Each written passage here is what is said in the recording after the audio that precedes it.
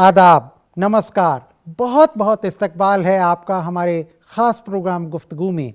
नाजरीन, मौसीकी एक ऐसा समंदर है जिसकी गहराई में जितना भी उतर जाओ उतना कम है। संगीत की कड़ी साधना और तपस्या की मुश्किल राह से गुजर कर ही एक कलाकार खरा सोना बनता है। और ऐसे ही एक फनकार आज हमारे साथ मौजूद हैं जिन्होंने अपने हुनर से अपना मकाम बनाया और अपनी पहचान बनाई। ये हैं शास्त्रीय गायक वासिफुद्दीन डागर जी।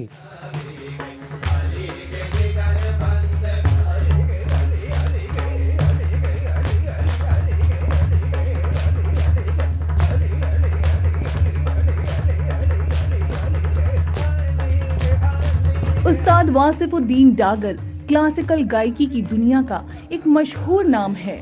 इन्होंने ध्रुपद गायकी को एक शिनाख्त अता की। 5 साल की उम्र में इन्होंने तालीम लेना शुरू किया और अपनी पहली पेशकश अपने ताया उस्ताद जहीरुद्दीन डागर साहब के साथ दी। रियाज और मश्क की बदौलत इन्होंने गायकी की उस बुलंदी को छुआ जिस तक पहुंचने के लिए लोग ख्वाब देखते हैं। ध्रुपद गायकी तशहीर के लिए इन्होंने डागर ब्रदर्स मेमोरियल ट्रस्ट भी कायम की, जिसके ये सदर हैं। मुल्क और बैरून ममालिक में अपने फन का मुजाहरा कर चुके उस्ताद वासिफुद्दीन डागर को बेशुमार एजाज़ात के साथ ही साल 2010 में पद्मश्री से नवाजा जा चुका है। ध्रुपद गायकी को पूरी दुनिया में शोहरत और शिनाख्त अता करने के लिए ये पूरी कोशिश कर रहे हैं। यही वजह है कि आज ध्रुपद गायकी और उस्ताद वासिफुद्दीन डागर दोनों एक दूसरे के लिए लाजिमो मलजूम हो गए हैं। डागर साहब, आपका बहुत बहुत इस्तकबाल है, स्वागत है हमारे ख़ास शो गुफ्तगू में। बहुत बहुत शुक्रिया, आदाब, नमस्कार। मैं बहुत ही शुक्रगुज़ार हूँ कि आपने मुझे इस सीरीज़ में मुझे यहाँ पे इनवाइट किया, इस प्रोग्राम में, गुफ्तगू में। उम्मीद करता हूँ हमारा वक्त अच्छा बीतेगा और मैं शुक्रगुज़ार हूँ डीडी उर्दू के कि इस तरह के प्रोग्राम उन्होंने प्रोग्राम आरास्ता किए हैं जिसमें अलग अलग शख्सियतों को बुला के उनसे आप गुफ्तगू करते हैं। हमारे शो का मकसद भी यही है कि हम फ़नकार की ज़ाती ज़िंदगी और उसके कामों को लोगों के सामने लेकर आएँ। तो मैं यहीं से शुरुआत आपसे करता हूँ वासिफ भाई। आप ध्रुपद सोसाइटी और डागर इंस्टीट्यूशन को चला रहे हैं, उसके सदर हैं और अपने पुरखों की विरासत को आगे ले जा रहे हैं। हम ये जानना चाहेंगे आप ये सब कैसे कर पा रहे हैं? देखिए, ध्रुपद सोसाइटी या डागर ब्रदर्स मेमोरियल ट्रस्ट ये इसीलिए है क्योंकि ध्रुपद है। ध्रुपद जो सबसे पुराना हमारा भारतीय संगीत की शैली है जी, मौसीकी है, जो जिसका ताल्लुक़ वेदों से चला आ रहा है। 4 वेद हैं हमारे जी, ऋग्वेद, यजुर्वेद, अथर्ववेद और सामवेद। सामवेद से इसका ताल्लुक़ है। और उससे पहले भी अगर हम इसको लेके जाए तो जब हमको लिखना पढ़ना नहीं आता था तो हमारे पास सिर्फ एक ही मीडियम था जिसको ओरल, सीना बसीना जिसको बोलते हैं, जिसको कंठस्थ बोलते हैं जी, या गुरमुख विद्या जिसको बोलते हैं। तो उसी तरीक़े से सब चीज़ें सिखाई गई, क्योंकि शुरू से एक ही प्रॉब्लम है दुनिया में, आगे के लिए परेशान होते हैं। मौजूदा हाल को कहते हैं कि पिछला दौर अच्छा था, आज का दौर अच्छा नहीं, आगे क्या होगा जी। तो जनरेशन्स को आगे ट्रांसमिट करना ही था, ये जो भी कुछ वो लोग डिस्कवर कर रहे थे। तो उसके बाद से भी सीना बसीना इसको ओरल कंठस्थ उन्होंने करवाते फिर हमारी वेद आ गए। और सामवेद जो है ये पूरा जो है संगीत पे ही, मौसीकी पे ही डेडिकेटेड है जी। और फिर उसी से ही, क्योंकि फिर उसमें नाद योगा का भी इसमें वो आ जाता है रोल, कि सांस का कंट्रोल किस तरीके से होता है और किस तरीके से आप उसको तलफ़ुज़ आप किस तरीके से उसको सुधारें, स्वरों को किस तरीके से साधें। तो इसी तरीके से बहुत सारे वो हैं। ध्रुव मतलब अचल, जो हिलता नहीं है, जैसे ध्रुव तारा है जी जी जी। ध्रुव और पद जो है टेक्स्ट होता है, तो टेक्स्ट जो स्पिरिचुअल है अपनी ज़ात में जी, क्योंकि ये हमेशा किसी न किसी देवी देवताओं की स्तुतियों पे है या सूफ़ी सेंट्स के ऊपर भी बंदिशें हैं। तो इसी में ही हम लोग का वो पूरा वो है। और फिर उसमें फिर राग रागनियाँ भी हैं, ताल है, लय है और बहुत सारी चीज़ों को इसमें वो किया जाता है। अब ध्रुपद सोसाइटी का रोल ये है कि एक वक्त था कि ध्रुपद क्लासिकल भी बहुत स्ट्रगल कर रहा था और अभी भी कर रहा है एक तरीके से, लेकिन ध्रुपद और भी स्ट्रगल कर रहा था। तो ध्रुपद सोसाइटी क्रिएट की थी मेरे वालिद और मेरे ताया अब्बा ने। उस्ताद ज़हीरुद्दीन डागर मेरे ताया और फयाजुद्दीन डागर मेरे वालिद उन्होंने ये ध्रुपद सोसाइटी इन्होंने बनाई थी, जिससे ध्रुपद के प्रोग्राम उसको जिसके आप मतलब दुनिया में डिफरेंट एरियाज़ में पहुंचाने के लिए हम लोगों ने इसको आरास्ता किए कार्य प्रोग्राम किए, लेक्चर डेमोन्स्ट्रेशंस किए और फिर मतलब जो भी जितने भी ध्रुपद समारोह और बहुत सारे कलाकारों ने जिन्होंने छोड़ दिया था, हमने उनको दिल्ली में स्टेज दिया। दिल्ली, जयपुर और कुछ बॉम्बे में भी कुछ प्रोग्राम किए, कलकत्ता में भी किए। तो इस तरीके से बहुत सारे लोगों को इससे एनकरेजमेंट मिला कि वो कर सकें। Dhrupad Dagar brothers memorial trust उनके इंतकाल के बाद हमने क्रिएट की, दोनों जब भाइयों का इंतकाल हो गया तो उसके बाद डागर ब्रदर्स मेमोरियल ट्रस्ट, जिसमें हम सिर्फ ध्रुपद ही नहीं बल्कि और भी जो कलाकार हैं और भी मौसीकी में जिनका ताल्लुक़ है, वो भी उन लोगों को भी हम लोग इनवाइट करते हैं कि आप मतलब ये इसको आप आइए शिरकत करिए और अपने फ़न को एक नया मुजाहरा करें, नई डायमेंशन दीजिए।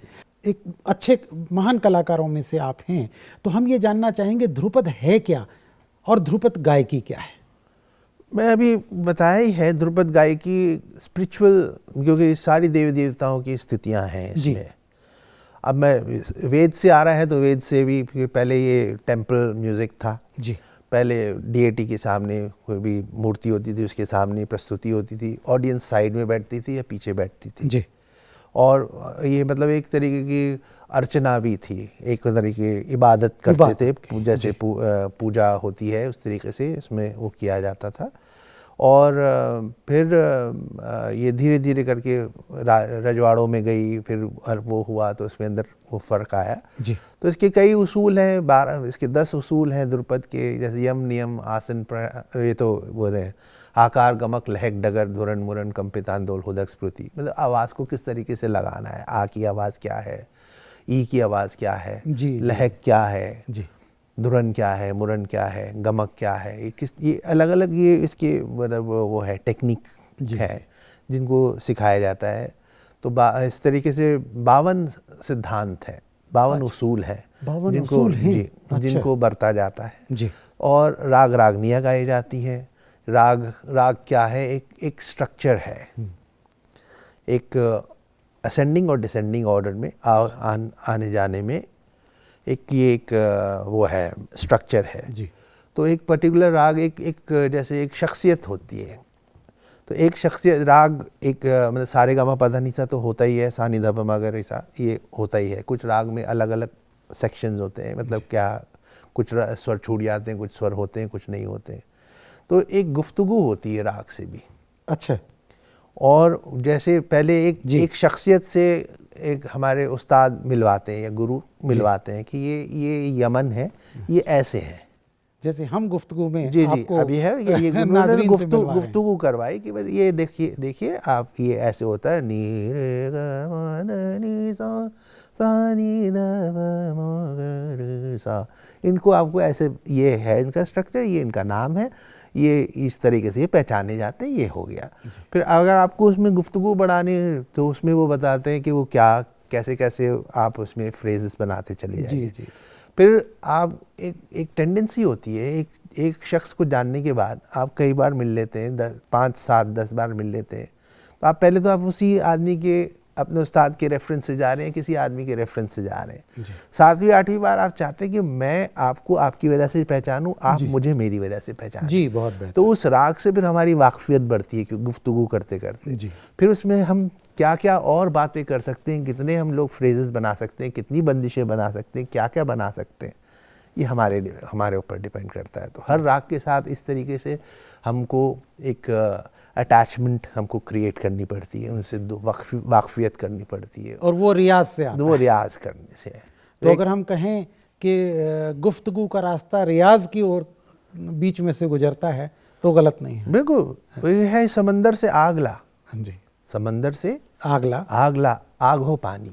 एक पैशन जो है उसको फायर बोला जाता है। जी जी जी। किसी चीज को आपको लगाव हो जाता है तो उसमें एक फायर हो जाती है कि उसको हासिल करना है। जी जी जी। तो पैशन को भी फायर कहा गया है, आग का है। समंदर से आग ला। जी। समंदर से क्या है? समंदर तो एक पूरा जखीरा है। जखीरा। समंदर से आग ला, आग हो पानी। जी। जब अगर आप सही में तालीम हासिल कर लेते हैं, इल्म हासिल कर लेते हैं, तो वो फिर आग नहीं रहती है, एक पानी के मानिंद हो जाती है। वो हर कूजे में भरने के लिए तैयार है, इसमें भी भरने को तैयार है, जो जैसे समझना चाहे वैसे तैयार हो जाता है। समंदर से आग ला, आग हो पानी। रियाजत से राग ला, रियाजत से राग ला, राग हो रूहानी। क्या? तो रूहानियत नकल करने की चीज़ नहीं है जी। रूहानियत को हासिल करनी पड़ती है जी। आपको समझना पड़ता है, क्योंकि आपको इबादत करनी पड़ती है। फिर वो इब्तिदाए इश्क है, होता है क्या, आगे आगे देखिए होता है क्या। तो मतलब उसको इश्क की तरह आपको उस मौसीकी से आपको लगाव होना चाहिए, आपको इश्क होना चाहिए। फिर आपकी बहुत सारे टेस्ट भी लेती है, इम्तिहान भी लेती है, और फिर ऐसे वक्त पे देती है जब कुछ नहीं होता है, तो उस टाइम भी ऐसे कुछ आपको दे देती, इनायत कर देती है कि आपको पता ही नहीं होता। तो आप निहाल हो गए जी। आप डागर घराने से हैं और आपके वालिद और ताया अब्बा वो जूनियर डागर ब्रदर्स के नाम से जाने जाते थे। तो हम चाहते हैं कि आप उनके बारे में हमें कुछ बताएं। मेरे वालिद साहब उस्ताद नसीर फयाजुद्दीन डागर, मेरे ताया अब्बा उस्ताद ज़हीरुद्दीन डागर साहब, ये जूनियर डागर ब्रदर्स के नाम से मशहूर हैं। ये 4 भाई थे जी। सीनियर डागर ब्रदर्स थे, तभी ये दोनों जूनियर हुए। तो नसीर मोइनुद्दीन डागर मेरे सबसे बड़े ताया, नसीर अमीनुद्दीन डागर उनसे छोटे। तो ये 2 पेयर बने 4 भाइयों के। तो ये लोग दोनों साथ में ही गाया करते थे। मेरे वालिद ने बहुत से मतलब अपने बड़े भाइयों से तो सीखा ही सीखा, मेरे वालिद और ताया अब्बा ने जी।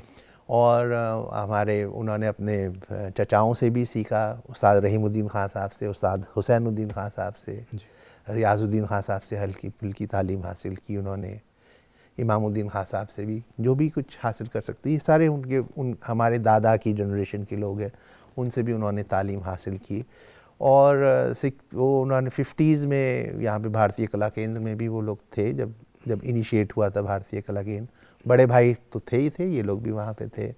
उसके बाद फिर ये लोग दिल्ली में ही, वैसे तो हम लोग ओरिजिनली मुझे मुश्किल है कहना कि हम ओरिजिनली कहाँ से बिलोंग करते थे, क्योंकि सेंट्रल इंडिया था, राजपूताना था, ये अलग अलग जगह थी, तो अलग अलग रजवाड़ों में थे। तो ये हमारे बाबा बहराम खां साहब जो 120 की उम्र पाई थी उन्होंने, वो महाराजा रंजीत सिंह के भी कोर्ट में थे। अच्छा। बहादुर शाह जफ़र के भी कोर्ट में थे जी। फिर थोड़ी देर के लिए जय सिंह जी के अलवार में भी कोर्ट में थे। अच्छा। फिर सवाई राम सिंह के कोर्ट में भी थे जयपुर के। 120 बरस की। जी। तो 100 बरस के जब थे तब वो जयपुर पहुँचे थे जी। अच्छा। तो अपने पोतों के साथ पहुँचे थे। उन्होंने दुआ की परवरदिगार से कि मुझे इतनी मोहलत दे दें, मैं अपने पोतों को तैयार कर दूँ। तो 21 बरस और जी, 122 बरस और जी है वो। जी। तो उन्होंने ही बहुत सारी जो डागर ख़ानदान के जो अलग अलग खुसूसियात हैं उसके ऊपर उन्होंने बहुत ज़्यादा रोशनी डाली। और जो आज जो हम जिस तरीके से गा रहे हैं, तो ये उन्हीं की बहुत बड़ी देन है। वरना तो हम लोग 500 साल से हमारी ये चली आ रही है। तो अकबर के कोर्ट में भी थे हमारे बुजुर्गवार जी, और मोहम्मद शाह रंगीले की कोर्ट में भी थे, और बहुत अलग अलग जगह पे थे। इतनी बेहतरीन अंदाज में आपने इसको बयां किया और दिलकश अंदाज है। मैं आपसे गुजारिश करूंगा कि कुछ गुनगुना दें जो आपके घराने को बताए कि कितनी मेहनत से आपने संगीत में इसको हासिल किया ध्रुपद राग को।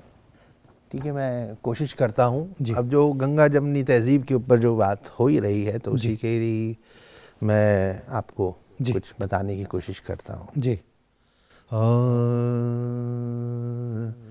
आदि मद अंत शिव, आदि मद अंत ज्योति,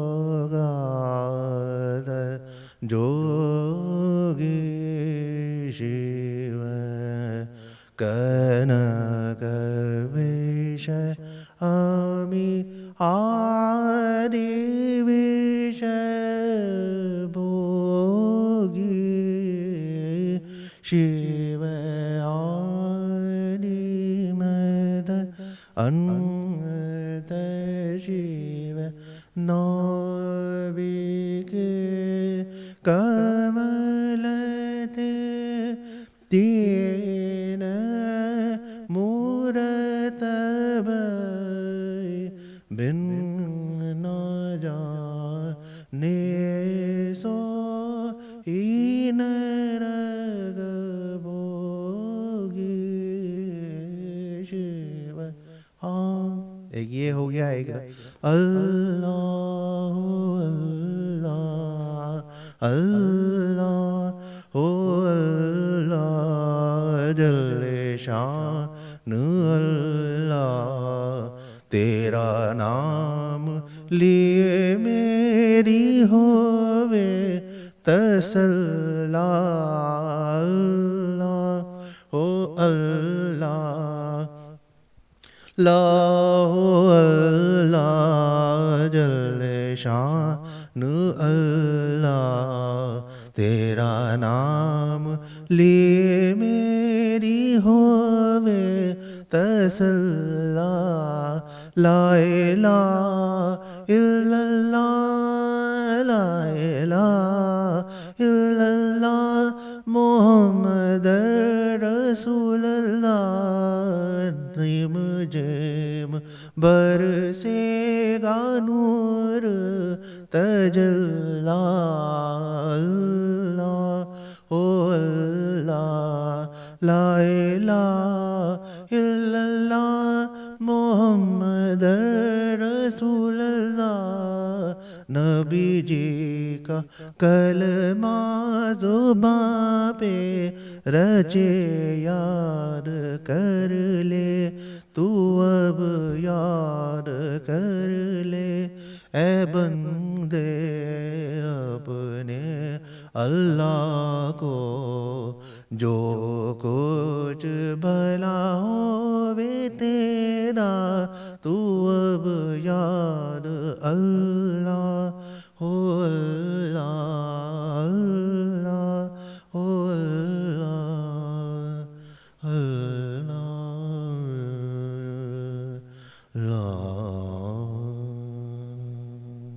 क्या बात है, सुभान अल्लाह। ये मेरा देश है, गंगा जमनी तहजीब का एक और भगवान शिव की आरती है तो दूसरी तरफ अल्लाह का कलमा है। और इससे बेहतर गंगा जमनी तहजीब और वसुधैव कुटुंबकम की जो हमारी संस्कृति है, इससे बेहतर आयाम हो ही नहीं सकता। और मौसीकी उसमें एक, अगर मैं कहूँ कि संजीवनी है, प्राणवायु है और एक तरह से हमारी लाइफ है, तो गलत नहीं होगा। अच्छा, यहीं से हम चलते हैं कि आपने बाहर के मुल्कों में भी आप गए, परफॉर्मेंस दिए, आप भारत जो सामवेद से निकली हुई मौसीकी है ध्रुपद को आलाप इसमें बहुत लंबा होता है पहुंचाया। तो कहाँ कहाँ आप गए और क्या क्या आपका कोई ऐसा अनुभव जो आपने कभी शेयर ना किया हो, वो आप शेयर करना चाहें बाहर के मुल्कों में जाकर के? मैं पहले तो अपने पिताजी ताऊ जी के साथ ही बहुत गया, वही लोग ही वर्ल्ड ट्रैवलर्स थे, उनके साथ ही मेरा जाना हुआ। फिर उनके बाद फिर मैं गया और मैं बहुत जगहों पे गया हूँ। फ्रांस में सबसे ज़्यादा जाते हैं, यूरोप में कई मुल्कों में जाना हुआ, जापान में हुआ और USA भी गया हूँ। और वैसे तीनों मुल्कों में भी गया हूँ, बांग्लादेश, पाकिस्तान, वहाँ पे भी गया हूँ। ये तो हमारे हिस्से हैं। जी जी, हमारे अगर यूँ कहा जाए अखंड भारत का ये एक पूरा नक्शा है। रशिया वगैरह भी जाना हुआ है, तो ये काफ़ी मुल्कों में जा चुके हैं जी। और वैसे तो यूनेस्को में मेरे कई सीरीज़ हुई हैं जी। और यादगार तो हमारे मियाँ तानसेन जी के यहाँ पे ग्वालियर में जो प्रोग्राम होते हैं, वही हमारे लिए सबसे बड़ी यादगार के प्रोग्राम है। हाँ, तानसेन संगीत समारोह जो होता है वो वहाँ पे कई बार जा चुका हूँ। हरिदास सम्मेलन जो होता है वृंदावन में, वहाँ पे भी कई बार जा चुका हूँ। बहुत वो है। बाहर मिलेनियम पीस समिट हुई थी सन 2000 में जी। तो दुनिया के 5 कलाओं को उन्होंने इनवाइट किया था, जिसमें ग्रेगोरियन चांट्स भी थे, बुद्धिस्ट चांटिंग भी थी और वेनेजुएला के भी कुछ कलाकार आए हुए थे जी।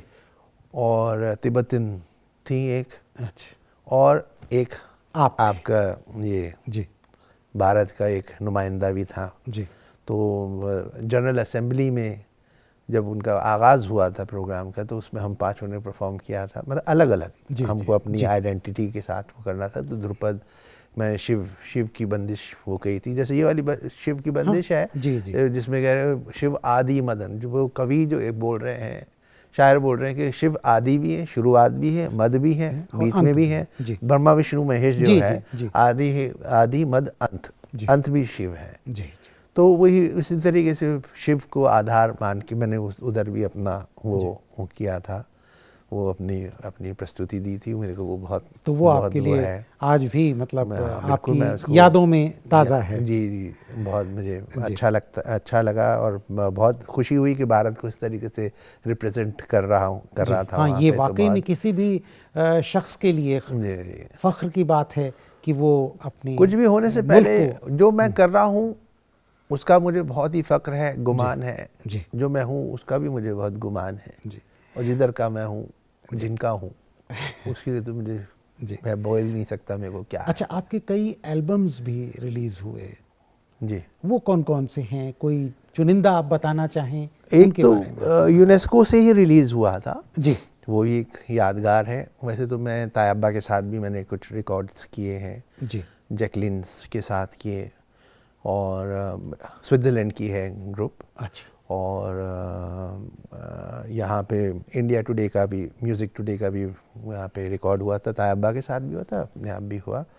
एक यकलिन सीरीज़ का हुआ था, 9 राग गाए थे मैंने, रागों के वक्त पे गाए थे, क्योंकि हमारे राग जो है हाँ, वक्त सुबह के, शाम हाँ, के, जी, दोपहर के, सारे अलग अलग राग होते हैं।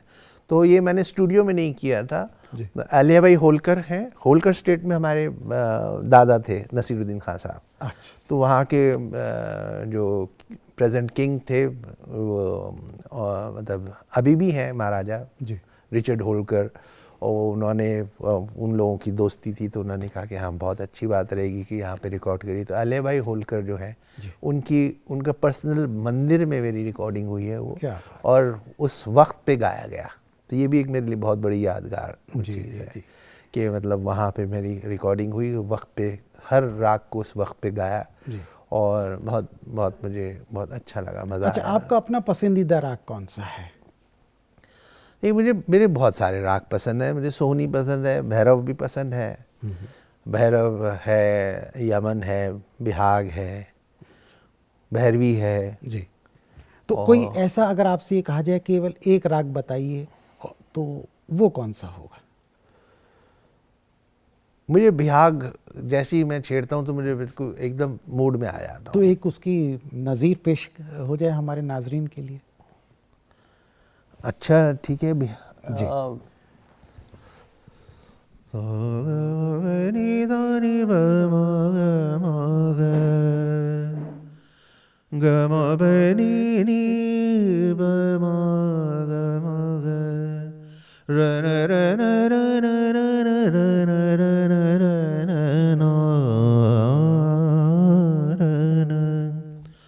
एरी सखी मोए कलना बरल, एरी सखी मोए कलना बरल,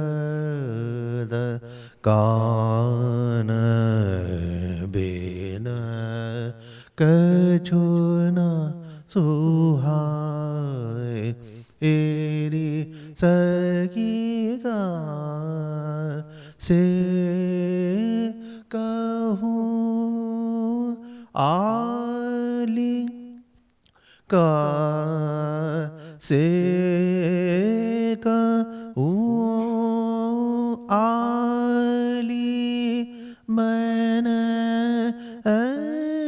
की विपदा,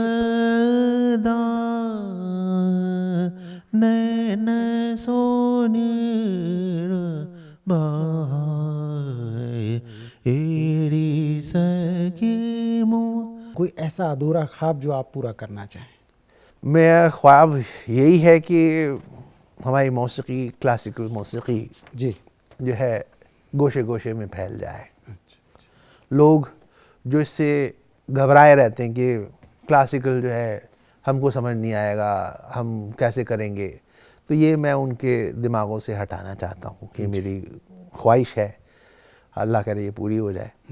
और ये भी चाहता हूँ कि इल्म हासिल करूँ, जितना भी इल्म हासिल कर सकता हूँ उतना परवरदिगार मुझे अता करे, वो बुज़ुर्गों के नाम को जहाँ तक आगे तक ले जा सकता हूँ। और जैसे दुनिया में बहुत सारे जैसे क्षेत्र में है, उनके संगीत बहुत पॉपुलर है, उसी तरीके से हमारा संगीत भी उतना ही पॉपुलर हो जाए।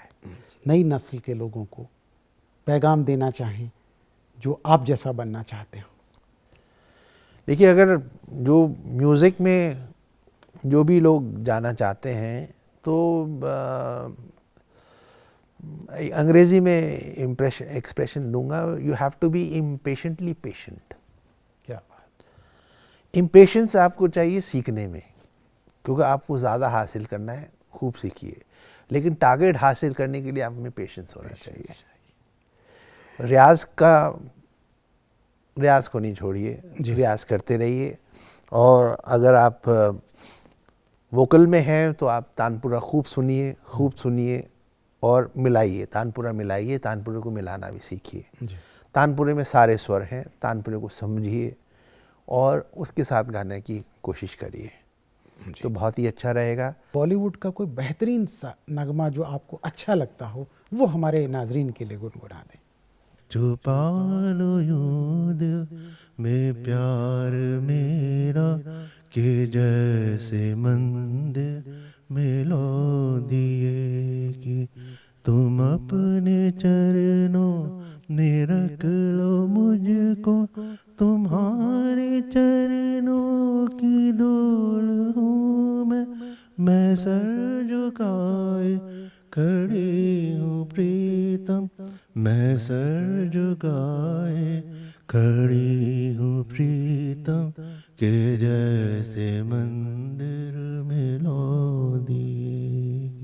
बिल्कुल, जैसे कहते हैं मेस्मराइज कर देना, और हिंदी में कहें मंत्रमुग्ध, और उर्दू में कहें तो बस आफरीन आफरीन आफरीन।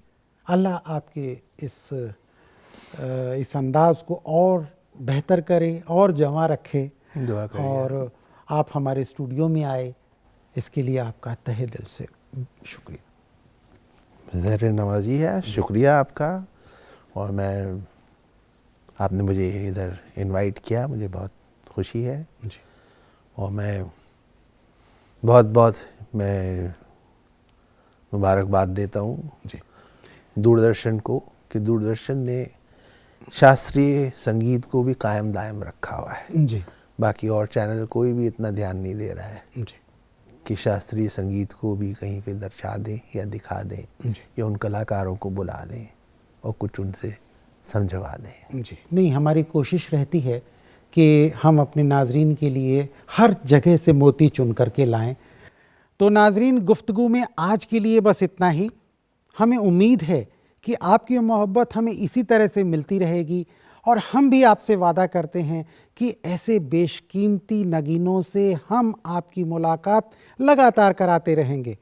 खुश रहिए, सेहतमंद रहिए, देखते रहिए DD उर्दू। नमस्कार, आदाब।